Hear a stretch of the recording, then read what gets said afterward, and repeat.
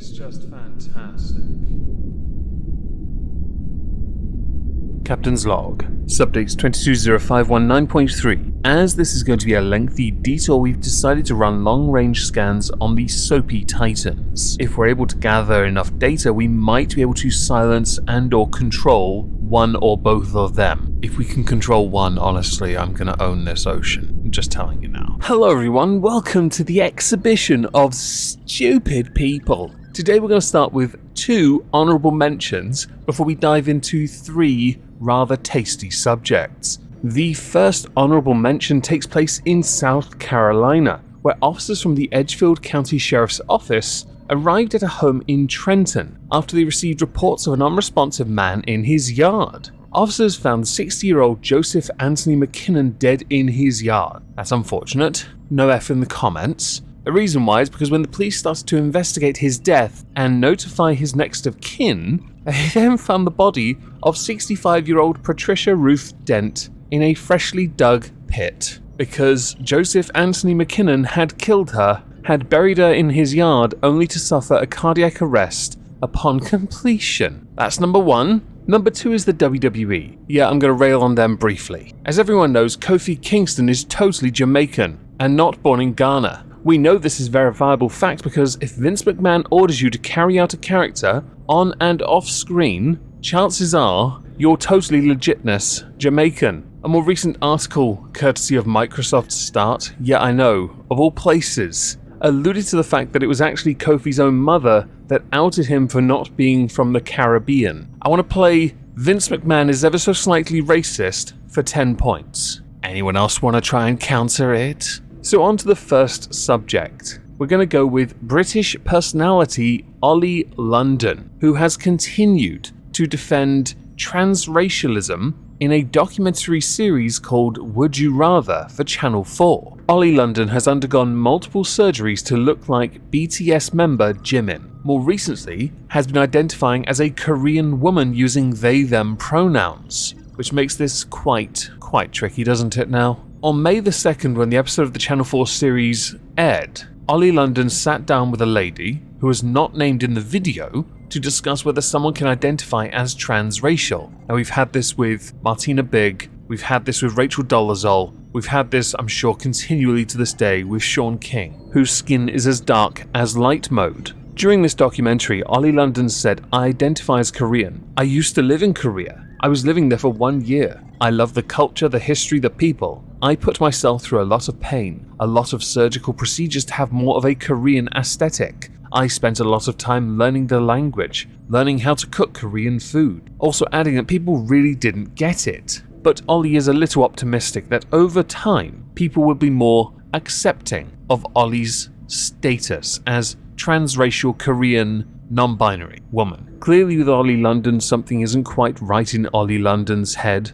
Seriously, you cannot be transracial. You really can't. Saying you've lived in a country for 1 year does not give you some kind of work experience to say you're Korean. Saying you've had surgeries to look more Korean does not also make you Korean. You may love the place, you may love the aesthetic, you may love the people, but that does not make you Korean, Ollie. The woman who was opposite Ollie London actually said transracial does not exist, and I think it is very harmful to push the narrative that it is possible to switch races. I can't sit up here and suddenly say, oh, I'm a white woman, and if you as a white person says, oh, I can be black or I can be Korean, and I can't swap or benefit from the privilege that you benefit from, then it's clearly not an equal exchange. Because whiteness in this country has been set up that way. Do try not to roll your eyes at that. How I interact with the police, how I interact with the medical system can result in me passing away. The woman also continued by discussing cultural appropriation, and I'm sure many people can debate whether or not this is a form of cultural appropriation or not.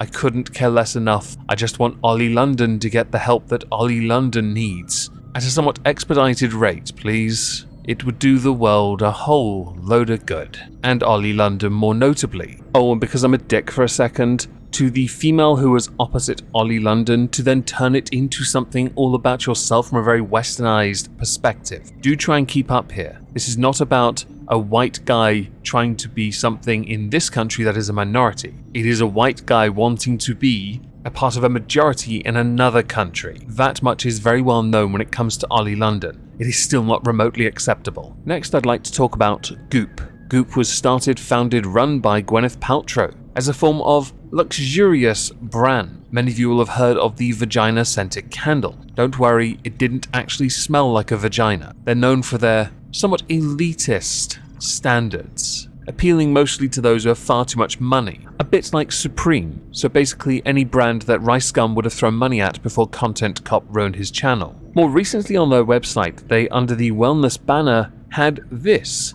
the luxury diaper. Goop sold for $120. That's a lot of money, but don't worry, there's more to this than meets the eye. You may have seen, we launched a luxury diaper. They're lined with virgin alpaca wool, fastened with amber crystals and infused with the scent of jasmine and bergamot. And only one box of them exists, because they're not for sale. So there is a price tag, but it's not what you think. Now, I actually noticed it wasn't what it was from something else, the Instagram post from the Goop Insta page, where it says, if treating diapers like a luxury makes you mad, so should taxing them like a luxury. Despite the absolute necessity of diapers, in 33 states they aren't treated as an essential item. They are taxed as a luxury good. We priced our fictional diapers at $120 because that is what the diaper tax would cost families annually. The word fictional was the very first thing I saw, and it drew my attention because this has started a whole bunch of articles and videos, because there was a video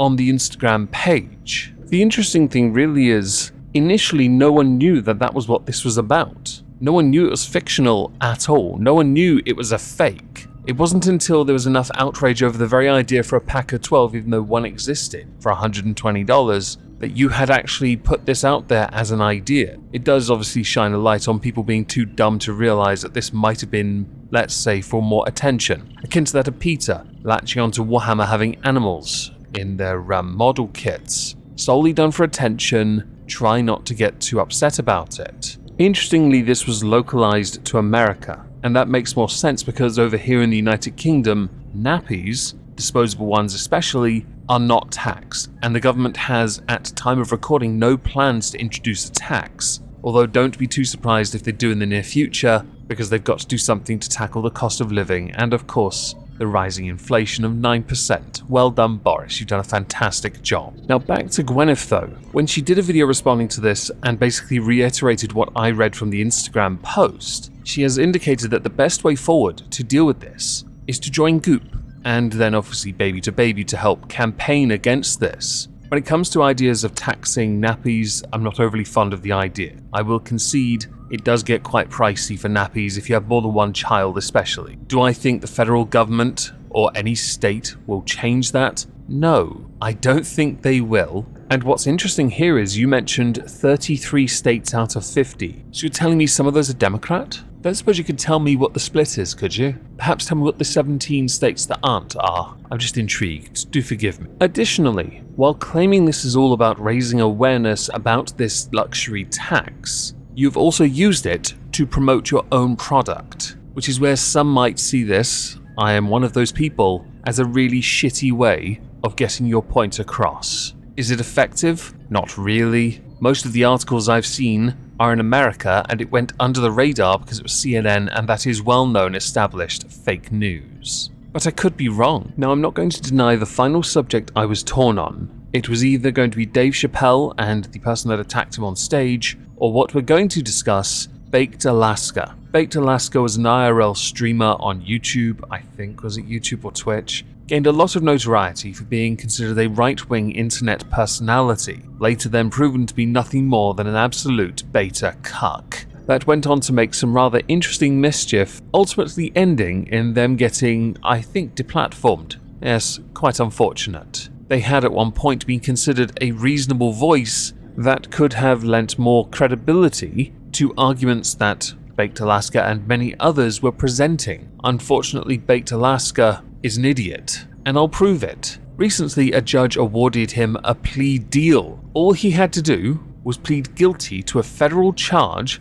as part of a plea deal reached with the prosecutors. He decided Instead, because what had happened was, it was the, I'll call it what it was called, insurrection, and you call it whatever you want to call it, I don't actually care. The problem he has is, all of those that were found there have mostly been found guilty and sent to prison. He decided, rather than accept a plea deal, to instead go, YOLO swag fam, I'll accept the plea deal, but I'm not guilty, and the only reason I took it is because I know I won't get a fair trial. So the judge decided, fam, this is going to trial now. Congratulations. The trial date is set for March 2023, which means he has 10 months to get his affairs in order before he gets annihilated in a federal court, because that is what is more than likely going to happen. Judge Sullivan did say, if Byte Alaska wants to go to trial, he'll get a fair trial, like anyone and everyone else who has appeared before me, regardless of the charges. I'm not trying to trick you.